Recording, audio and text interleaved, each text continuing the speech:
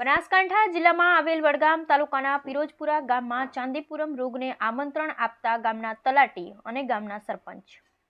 મળતી માહિતી મુજબ વડગામ તાલુકાના પિરોજપુરા ગામે પરમારવાસની બાજુમાં રસ્તો પડે છે ત્યાં મોટા ઉકરડા કરી લોકોના આરોગ્ય સાથે ચેડા થઈ રહ્યા છે. હાલમાં ચાલતો મહામારી સમાન ચાંદીપુરા રોગને લઈ તંત્ર હરકતમાં આવી છે ત્યારે આ ગામમાં એક માણસ છે જે આ જગ્યા પર ખોટી રીતે દબાણ કરી ગેરકાયદેસર કબજો કરીને બેઠો છે અને રસ્તા વચ્ચે ઉકરડા કરી નાખ્યા છે. તમે જોઈ શકો છો ત્યાં પાણીનો ભરાવો પડ્યો છે. અનેકવાર સરપંચ તલાટીને જાણ કરવા છતાં કોઈ નિકાલ થતો નથી. અત્યારે આ પાણીના ભરાવાને આજુબાજુ જે રહેઠાણ મકાન છે ત્યાં લોકોના બાળકો બીમાર પડ્યા છે. એની જવાબદારી કોની? ગામના તલાટી કે સરપંચની?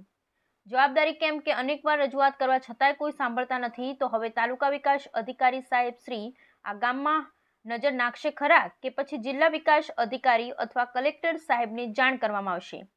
જે ગામમાં બીમારી ફેલાય તો તલાટી અને સરપંચના કારણે બીમારી ફેલાતી તો જે પણ બીમારી થશે એની ટોટલી બીમારીનો ખર્ચો સરપંચ અને તલાટી ઉપાડશે એવું ગામમાં ચર્ચાનો વિષય છે. કેમ કે સફાઈમાં જીરો છે. ગામમાં કંઈ પણ સફાઈ નથી.